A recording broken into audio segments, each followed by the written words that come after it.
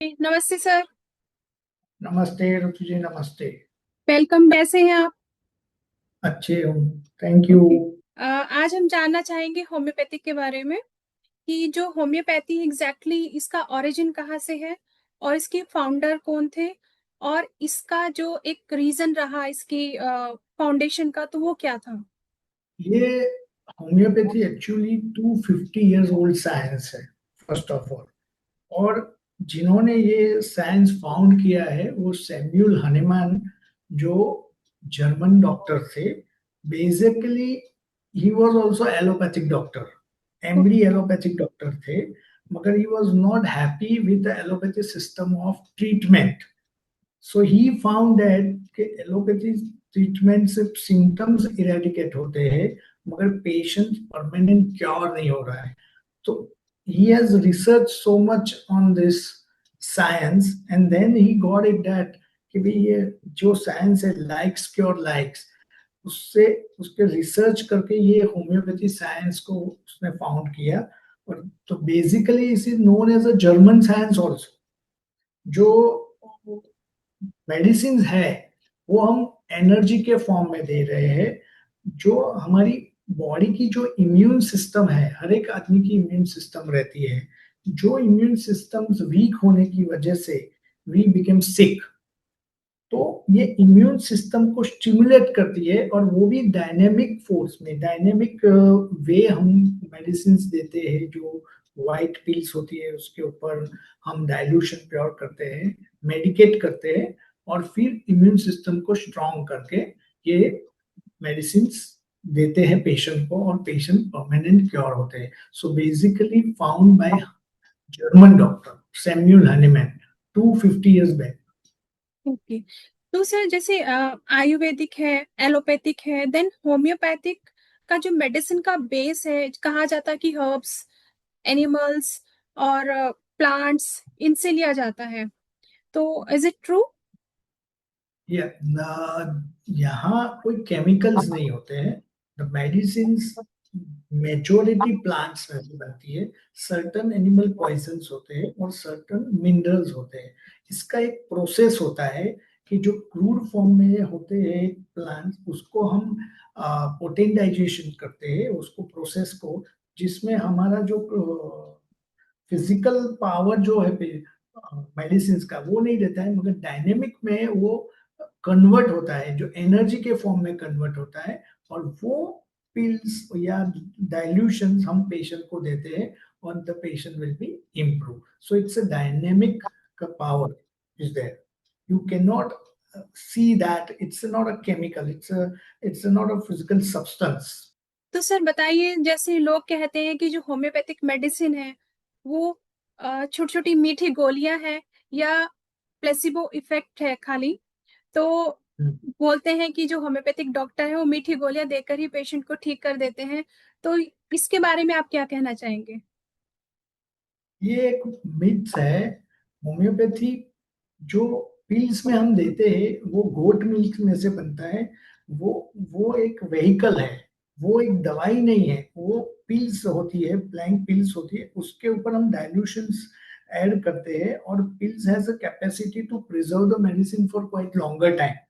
तो ये एक देने का तरीका है, जैसे आपको ऐसा ना लगे कि आप बिटर मेडिसिन ले रहे हो, और छोटे बच्चे हैं, बूढ़े हैं, अन कोमा में पेशेंट रहते हैं, तो ये लोग इजीली मेडिसिन ले सके। सो इसकी वजह से एक व्हीकल के फॉर्म में देते हैं। It's not exactly sugar pills, वो एक दवाई नहीं है, उसके ऊपर दवाई हम ऐड करते हैं जो लिक्विड डाइल्यूशन होता है। तो एक तरीका है देने का। इसकी वजह से पीपल के माइंड में ऐसा मिथ है कि ये शुगर पिल्स है, मगर इट्स गोट में से बनता है, लैक्टोज है। मतलब मीन्स जो गोट मिल्क इसमें यूज किया जाता है बनाने के लिए? हाँ, बनाने के लिए गुडमिल्क में से शुगर बिल्स बनते हैं, बाउल्स, छोटे छोटे ग्लोब्यूल्स बनते हैं। और जो ग्लोब्यूल्स होते हैं उसके ऊपर हम मेडिसिन जो डाइल्यूटेड फॉर्म में होते हैं, एनर्जी के फॉर्म, वो हम ऐड करते हैं, तो पिल्स को मेडिकेटेड करते हैं, और फिर ये पिल्स हम देते हैं। तो पेशेंट शुड नॉट फील के they are taking a bitter medicine. अगर डाइल्यूशन लोगे तो आपको बिटरनेस लगेगा, तो patients will split out, that's why. Okay, easy बताना। To give okay. स्टेशन है। सर जैसे इसको बोला जाता है कि प्लेसिबो इफेक्ट की तरह काम करता है, तो इसको भी सर हाँ, थोड़ा सा डिफाइन कीजिए। ये क्योंकि पेशेंट्स को कई टाइम ऐसा लगता है कि हम लोग क्रॉनिक पेशेंट जब ट्रीट करते हैं, कई सालों से पेशेंट की बीमारी है, जैसे कि स्किन डिसीज है, एसिड पेप्टिक डिसऑर्डर्स है, तो उनमें थोड़ा टाइम लगता है। ऐसा नहीं है कि लेने के बाद तुरंत अच्छा हो, क्योंकि patients are suffering since last 20-15 years, तो उसमें 1 ईयर 2 ईयर लगता है। तो तब तक वो पिल्स लेता ही रहता है, तो उनको ऐसा लगता है कि ये प्लेसेबो इफेक्ट है, मगर उसके टाइम, थोड़े टाइम देने के बाद रिजल्ट मिलता ही है। जैसे हमारे पास कई स्किन डिसीज के पेशेंट्स आते हैं, 20-20 साल से पुराने होते हैं, जो नहीं इम्प्रूव होते हैं कन्वेंशनल मेडिसिन से, लंबे टाइम तक लेने के बाद भी इम्प्रूव नहीं होते हैं। तो जब आते हैं और वो 6 मंथ पे इम्प्रूव हो जाते हैं, तो वो कैसे हो सकता है? फिर हम लोग एनिमल्स को भी देते हैं, कई टाइम प्लांट्स को भी हम होम्योपैथी दवाई देते हैं, तो उसमें हम रिजल्ट मिलते हैं। तो वो उसमें प्लेसेबो इफेक्ट कहाँ से दिखेगी? सो वो राइट। जब पेशेंट एक्सपीरियंस करेगा, तभी उनको मालूम पड़ेगा कि homeopathy so quick and so 100% sure. तो जैसे होम्योपैथिक मेडिसिन लेने के लिए जब जाते हैं तो डॉक्टर हमेशा बोलते हैं कि मतलब आप अपने टेस्ट के बारे में बताइए कि आपको कैसा खाना पसंद है, खट्टा खाना पसंद है, मीठा खाना पसंद है। इवन दे आस्क कि आपने कल रात कैसा ड्रीम देखा। तो हाँ, इन सब के जानने के डेफिनेटली, पीछे क्या साइकोलॉजी है? राइट। अभी मैं आपको एक क्वेश्चन पूछता हूँ कि every person is the same in this world, no sir. Right? So every person has a own constitution. Now constitution का मीनिंग क्या है? कि body as well as mind and emotions, all three together, then the constitution became, right? So hmm. we have to understand the every person constitution. हर एक आदमी को एक ही दवाई नहीं काम करेगी, इवन दो सेम डिसीज है। तो हम्म। उसके लिए हमको पेशेंट्स का मेंटल स्टेट, पेशेंट की इमोशंस, इन पेशेंट की हैबिट्स, पेशेंट्स के क्रेविंग्स, वो सब डिटेल जानना जरूरी रहता है। और उस हिसाब से हम दवाई देते हैं, तो उससे परमानेंट क्योर मिलता है। तो उसके लिए डिटेल पूछना बहुत जरूरी है। हर एक को स्वीट पसंद नहीं है, हर एक को खट्टी चीज पसंद नहीं है, तो उस हिसाब से हम मेडिसिन डिफरेंशिएट करते हैं। और जिस दवाई के लिए हमको बहुत हेल्पफुल रहता है, प्रिस्क्रिप्शन के लिए बहुत हेल्पफुल है, और हमारा प्रिंसिपल भी उसके बेस पे ही है। ओके। सर जैसे आयुर्वेदा में जो बेस है वो वात कफ पित्त, उसी से जो हम्म, एक पर्सनालिटी एक जज करके then ayurvedic doctor medicine suggest करते हैं। तो आई थिंक जैसे आप बता रहे हैं कि होम्योपैथी में भी एक पेशेंट को पूरा जज किया जाता है उसको इमोशंस के बेस पे, उसकी क्रेविंग, उसकी फूड हैबिट्स सबके बेस पे, आई थिंक तभी इसका एक मेडिसिन डिसाइड किया जाता है। राइट। तो होम्योपैथी में ये सब पूछने के बाद, सपोज कई पेशेंट डिसअपॉइंट हो गए अपनी लाइफ हम्म। में, कई प्रॉब्लम्स आते हैं, शॉक आते हैं, फ्रस्ट्रेशन आता है, और कई लोग को loss of some love one. तो सभी patient will not get a depression, few patient may get depression, few may not get depression, right? Yes. हर एक की जिंदगी में कुछ ना कुछ तो इंसिडेंस होते ही है, सब हम्म। डिप्रेशन में नहीं जाते। तो वो ऐसा क्यों? तो उसके जो रीजन है वो हम जानने की कोशिश करते हैं, और उस हिसाब से हम मेडिसिन को डिफरेंशिएट करते हैं और वो दवाई देते हैं। कहीं को माइनर डिप्रेशन आएगा, कहीं को मेजर आएगा, किसी को कुछ भी इफेक्ट नहीं रहेगा। तो ये कॉन्स्टिट्यूशन जानना बहुत जरूरी है, इमोशनल पार्ट जानना जरूरी है। हमारे हमारे में ऐसे आयुर्वेदिक के हिसाब से वात प्रकृति या कफ प्रकृति ऐसा नहीं होता है। हाँ, टेंडेंसी रहती है, हम्म। Tendency of tendency of allergy, tendency of cancerous disease in the family.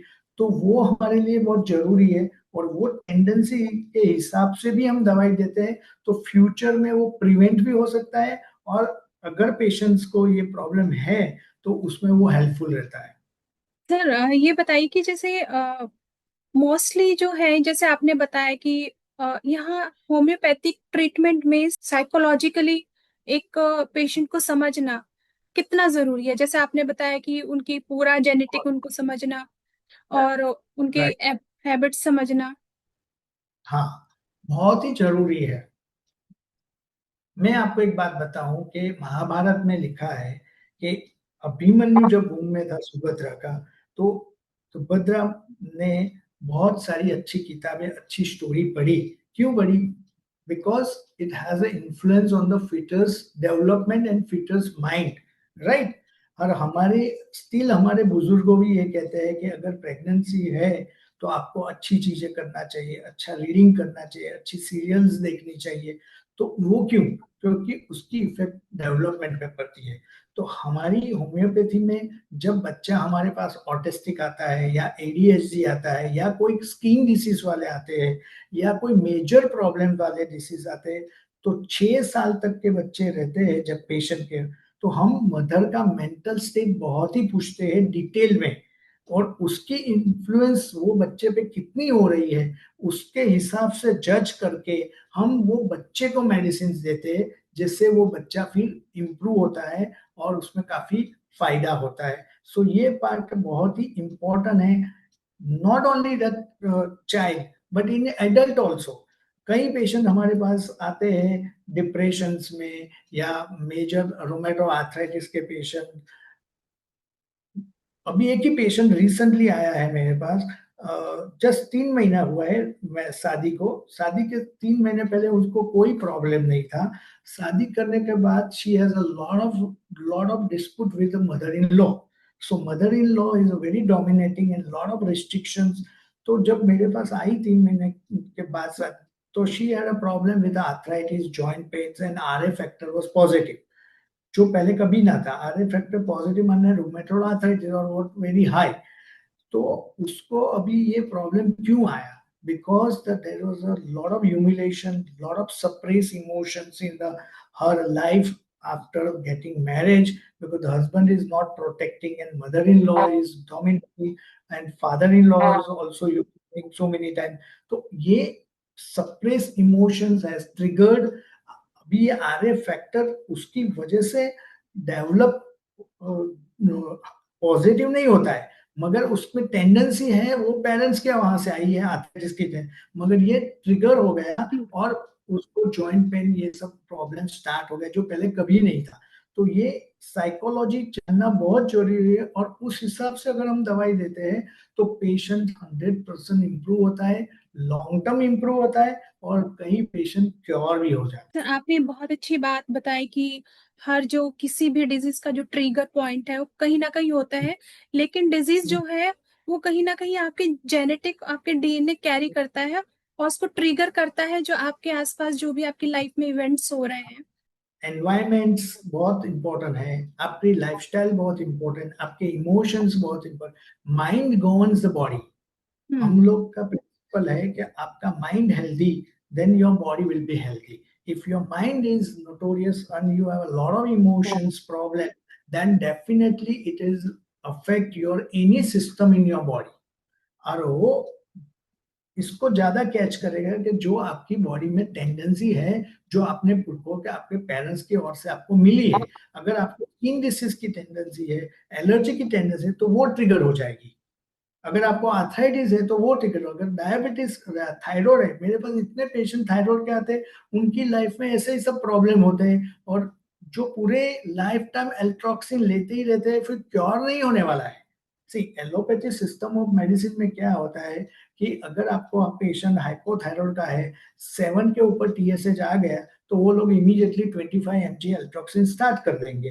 वो यस। लोग क्या करेंगे, भाई ये चीज नहीं है तो आप बाहर से सप्लीमेंट लो, बाहर से ले लो। मगर हम्म। उससे क्या होता है कि पेशेंट्स को बाहर से मिल जाता है, means thyroid gland is getting allotoxin from outside, so thyroid gland will gradually will not work and it will be depend on that hormones।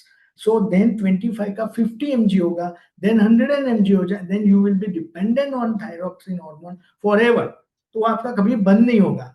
What we do, we stimulate your thyroid gland and we tell thyroid gland to secrete more TSH। Because ये आपको करना है, आपको मेहनत करना है, आपको ही अपना थायराइड हार्मोन को सिक्रेट कराना है ज्यादा, तो आपका हार्मोन्स बैलेंस रहेगा। So there is a vast difference between, हम आपको स्ट्रांग बनाएंगे। ऑपरेशन सिंधु क्या है, आत्मनिर्भर क्या है, जो हमारे प्रधानमंत्री कहते हैं आपको आत्मनिर्भर रहना है, तो हमको ही हमारी डिफेंस मैकेनिज्म को स्ट्रांग करना है, जो बाहर से वायरस बैक्टीरिया एलर्जी आप पे एक्ट ना करे। तो ये हमारा काम है होम्योपैथी मेडिसिन का।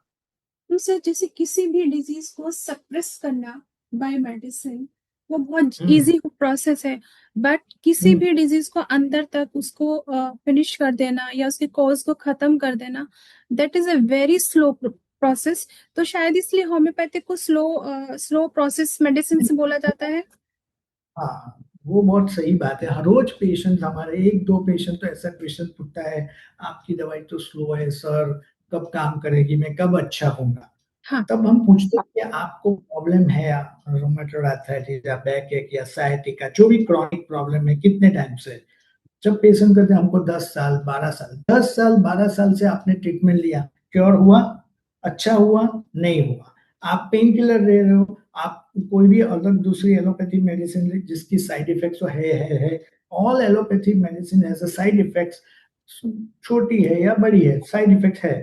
तो आप एक डिसीज को मिटाने के लिए दूसरी डिसीज को इनवाइट कर रहे हो। आप पेन किलर लेते हो तो आपको गैस्ट्राइटिस होगा तो वो डॉक्टर आपको पेंटोसिल देगा, आपको वॉमिटिंग होगा तो डोमपेनिडोन देगा। एक को मिटाने के तीन दवाई आपको साथ में लेनी पड़ती है, वो 15 साल से आप ले रहे हो, फिर भी आप you are not get rid of the problem for ever. जो 15 साल की तकलीफ है, जो डिपेंडेंट है आपके पेन किलर्स और वो ऑल मेडिसिन जो भी आप ले रहे हो, तो उसको बंद करने में या उसको कम करने में टाइम तो लगने ही वाला है। 15 साल की मेडिसिन कोई 5 महीने में या 2 महीने में तो बंद नहीं होगी। ग्रेजुअली हम टेपर डाउन करते हैं और फिर बंद कर, हाँ कहीं टाइम बंद नहीं भी हो सकती है। ट्रूली स्पीकिंग ऑल्सो, कई टाइम डिपेंडेंसी इतनी होती है स्टीरॉयड पे, इतनी होती है क्योंकि वो डिसीज इरिवर्सिबल फेज में चला गया है। इरिवर्सिबल फेज में जो अगर डिसीज चला जाता है तो वो रिवर्सिबल नहीं होता है। लाइक पार्किंसन डिसीज है, वो कभी क्योर नहीं होता है, वो कंट्रोल होता है whether you are taking allopathy और homeopathy. Diabetes can not be 100% cure if it is not a borderline, I'm talking about the advanced diabetes. So it requires treatment, whether it is allopathy or homeopathy. So कई time ये medicine लंबे time लेनी पड़ती है because आपकी बीमारी बहुत पुरानी है, वो पेशेंट को समझना चाहिए। हाँ, एक्यूट पेशेंट्स की बात करो, अभी जस्ट आपके साथ बात कर रहा हूँ, उसके पहले ही अभी चेन्नई से एक पेशेंट का फोन आया, जो मेरा ही पेशेंट है, छोटा बच्चा है, उसको अस्थमेटिक ब्रोंकाइटिस का अटैक आया था दोपहर में, रेस्पिरेशन रेट्स बढ़ गए थे, एब्डोमेन बम्पिंग हो रहा था, बायलेटरल वीजिंग साउंड था। तो उसके पास दवाई थी, मैंने दवाई रखी थी क्योंकि वो ट्रैवल करते हैं, चेंज ऑफ वेदर होता है, खाने पीने का ठिकाना नहीं होता है, छोटे बच्चे हैं। तो मैंने बोला है, और उनका एक्सपीरियंस है मेरे साथ कई सालों से, तो मैंने बोला every half an hour 3 dose दे दो। अभी फोन आया, patient is much much better and the child is sleeping. So ये एक्यूट अस्थमेटिक ब्रोंकाइटिस है जो 24 आवर्स से भी कम टाइम में हम लोग करते हैं with the right medicine. The right medicine is very important. वो तो हर एक साइंस में है। अगर आपके पेशेंट को फीवर आया है और आप फीवर की दवाई खाली पैरासीटामोल ले रहे हो और एक्चुअली फीवर मलेरिया का है, जब तक आप क्लोरोक्विन नहीं दोगे और पैरासीटामोल लेते ही रहोगे तो फीवर तो मिटने ही वाला नहीं है। तो same thing, right medicine in acute conditions like bronchitis है या हेडेक है या माइग्रेन का पेन है या कोई भी इंजरी का पेन है, राइट मेडिसिन राइट टाइम पे देने का तो ही इफेक्ट करेगा। और उस टाइम पे homeopathy act much faster. I am speaking much faster. Why? Because allopathy medicine जब हम देते लेते हैं पेशेंट को, तो वो जीआई ट्रैक से एब्जॉर्ब होके ब्लड स्ट्रीम में जाके एक्ट करती है। तो उसमें 30 मिनट से 45 मिनट्स लगता ही है। कोई भी दवाई लो आप पैरासीटामोल या कोई एंटीबायोटिक कोई भी लो, homeopathy medicine we keep give under the tongue, और अंडर टंग में नर्व सप्लाई इतना ज्यादा है तो वो डायरेक्टली जाता है ब्रेन में, और brain is govern the body. तो ब्रेन में ही हमारे पेन के सेंटर्स है, तो वो इफेक्ट ज्यादा करता है। इतने अच्छे पेशेंट्स के रिजल्ट मिलते हैं कई टाइम विद इन 10 मिनट्स और 15 minutes the patient start improving in acute crisis. तो ये कंपेयर नहीं होती है, और ये लोगों के माइंड में मिथ है कि होम्योपैथी एक्यूट में नहीं काम करती है। मगर राइट मेडिसिन वो फिजिशियंस की स्किल पे डिपेंड करता है। जो हर टाइम राइट मेडिसिन नहीं भी मिलती है तो पेशेंट इंप्रूव इमीडिएटली नहीं होता है। That is a different. Otherwise science is excellent, it helps in acute very fast. Sir इसकी होम्योपैथिक मेडिसिन की जैसे आपने बोला कि मतलब कुछ फास्ट रिलीफ के लिए मेडिसिन दे भी देते हैं, तो इसमें क्या साइड इफेक्ट्स भी होते हैं, जैसे कुछ एलोपैथिक मेडिसिन के कुछ साइड इफेक्ट्स होते हैं? यस रितु जी, आपने बहुत अच्छा क्वेश्चन पूछा।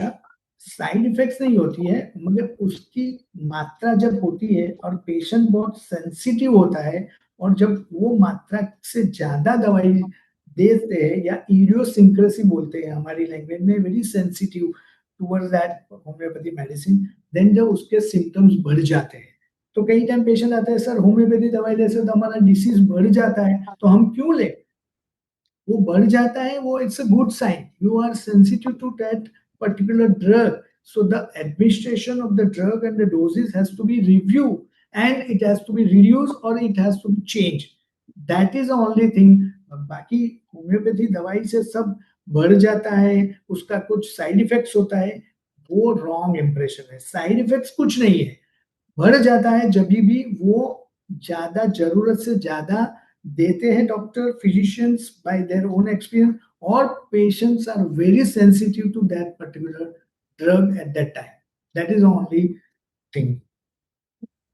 सर एक क्वेश्चन पूछा जा रही थी सर आपको, जैसे ये होम्योपैथी मेडिसिन में अपना करियर बनाने के लिए मतलब कब लगा कि हाँ मुझे एलोपैथिक में नहीं जाना चाहिए, होम्योपैथी में जाना चाहिए?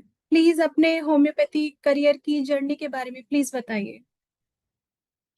ये बहुत अच्छी बात है, क्योंकि मैंने भी सबकी तरह से डीएचएमएस किया, जो 4.5 ईयर का सिलेबस रहता है हमारी कॉलेज में। बाद में हमें ट्रेनिंग ले रहा था, इंटर्नशिप कर रहा था मेरे टीचर के वहाँ।